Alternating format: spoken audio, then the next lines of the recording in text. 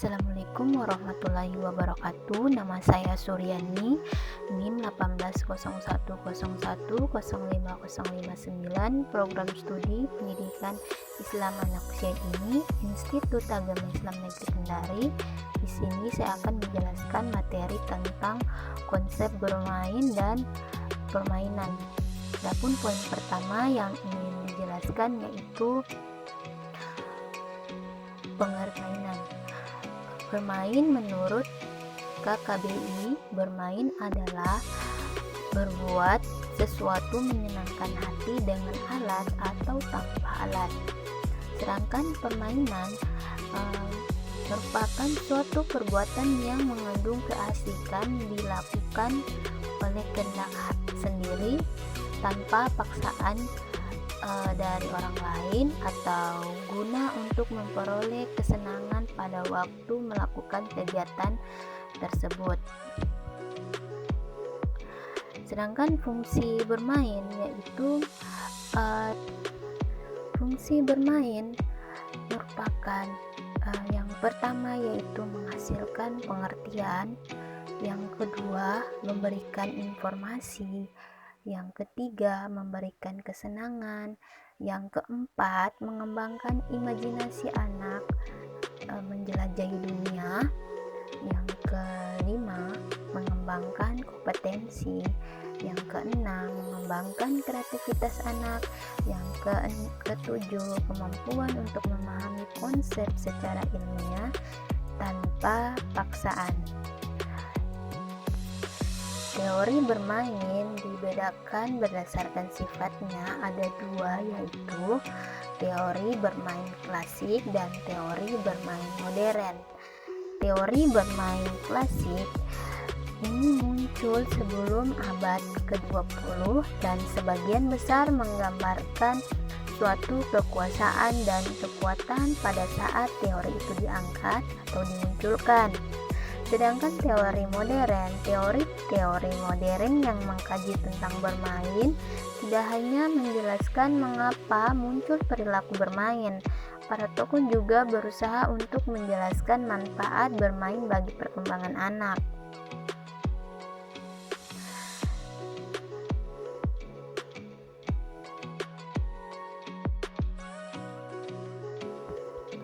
Menurut pandangan dari pakar psikologis dan biologi mengenai teori klasik meliputi ada 6 teori. Yang pertama yaitu teori rekreasi atau pelepasan (Lazarus dan Schaller) berpendapat bahwa bermain merupakan kegiatan yang berlawanan dengan kerja dan kesungguhan. Bermain merupakan imbangan antara kerja dengan istirahat. Orang yang merasa penat akan bermain dan berekreasi untuk mengadakan pelepasan agar kesegaran jasmani dan rohaninya segera kembali. Teori yang kedua yaitu teori teologi atau pembawaan. Cross dan Rawls berpendapat bahwa permainan merupakan kegiatan yang mempunyai tugas biologis yang akan digunakan oleh manusia untuk mempelajari hidup atau untuk mempelajari fungsi hidup. Penggunaan gerak ingin tahu persiapan hidup di masa yang akan datang. Seseorang bermain bukan karena masih muda, tetapi melalui bermain orang akan menjadi misalnya permainan tepuk tangan dilanjutkan dengan aplaus untuk yang hebat. Teori yang selanjutnya yaitu teori sublimasi atau ED atau Clapett berpendapat bahwa permainan bukan hanya merupakan kegiatan untuk mempelajari fungsi hidup atau dalam kurung gross, ini juga merupakan proses sublimasi menjadi lebih mulia, lebih tinggi, atau lebih indah. Melalui bermain, seseorang yang memiliki insting atau naluri yang rendah akan belajar untuk berubah dan meningkatkannya menjadi perbuatan dan tindakan yang lebih baik atau tinggi.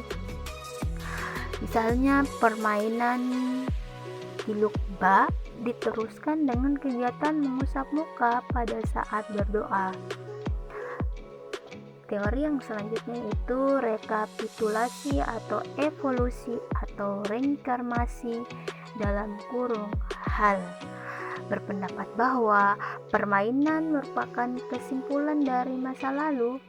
Anak akan bermain permainan yang pernah dimainkan oleh nenek moyangnya, serta pertumbuhan jiwa manusia yang wajar haruslah melalui tahap perkembangan manusia yang wajar sampai pada pertumbuhan yang sempurna. Pertumbuhan manusia yaitu dari masa pranatal, masa kanak-kanak, masa remaja, masa dewasa, masa tua. Kondisi ini sekarang permainan tradisional hampir tergeser oleh permainan modern hasil kemajuan iptek. Teori surplus atau energi Spencer berpendapat bahwa surplus atau kelebihan tenaga yang dimiliki oleh seseorang yang belum digunakan atau tersimpan akan disalurkan atau dikeluarkan melalui aktivitas bermain atau permainan. Surplus atau kelebihan tersebut meliputi yang pertama kelebihan energi, yang kedua kelebihan kekuatan hidup, yang ketiga kelebihan emosi dan vitalitas. Teori yang terakhir yaitu teori Buhler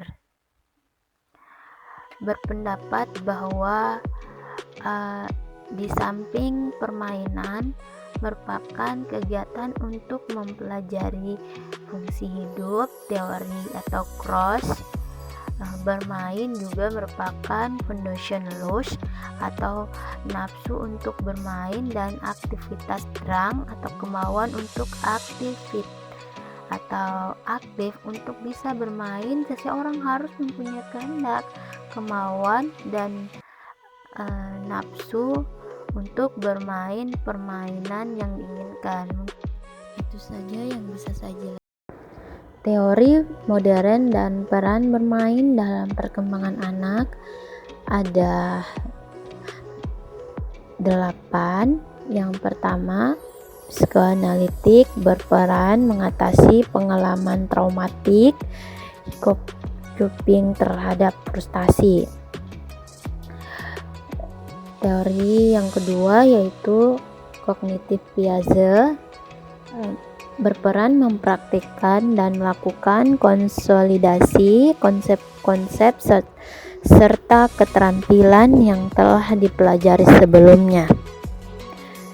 Selanjutnya, kognitif Vygotsky berperan memajukan berpikir abstrak, belajar dalam kaitan ZPD atau disebut pengaturan diri, sedangkan kognitif Brunner berperan memunculkan fleksibilitas perilaku dan berpikir, imajinasi dan narasi. Sedangkan Sutton Smith Singer berperan mengatur kecepatan stimulasi dari dalam dan dari luar. Teori-teori lain seperti arousal modulation berperan tetap membuat anak terjaga pada tingkat optimal dengan menambah stimulasi. Sedangkan Bateson yaitu mengajukan kemampuan untuk memahami berbagai tingkat makna. Teori bermain modern ada 4, yaitu psikoanalisa yang dikemukakan oleh Sigmund Freud, yaitu ia mengatakan bahwa bermain merupakan media, sarana, alat atau cara untuk melepaskan emosi-emosi dari dalam diri. Bermain juga merupakan media untuk belajar mengatasi pengalaman traumatik atau frustasi. Bermain merupakan salah satu cara untuk mengukur, menguasai, dan mengetahui sifat suatu alat.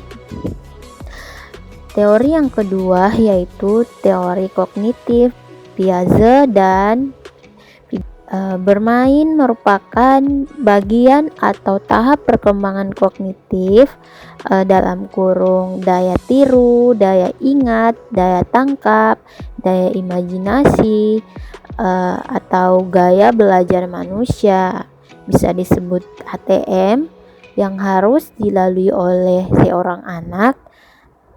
Bermain juga merupakan sarana untuk belajar, berpikir, mengungkapkan ide-ide, kreativitas, daya cipta, atau berimajinasi. Teori belajar sosial yang dimana yaitu manusia sebagai makhluk monodualisme, yaitu makhluk individu dan makhluk sosial. Bermain dapat menjadi sarana atau media untuk berkomunikasi, bersosialisasi, dan berinteraksi dengan orang lain atau makhluk lain untuk hidup lainnya atau makhluk sosial. Sedangkan teori yang terakhir yaitu teori kompensasi, bahwa berpendapat bermain tidak hanya berfungsi sebagai pengisi waktu luang atau rekreasi saja, tetapi sekarang sudah menjadi kebutuhan untuk mendapatkan penghargaan atau untuk mempertahankan hidup sebagai profesi. Mungkin itu saja yang bisa saya jelaskan. Saya ucapkan terima kasih.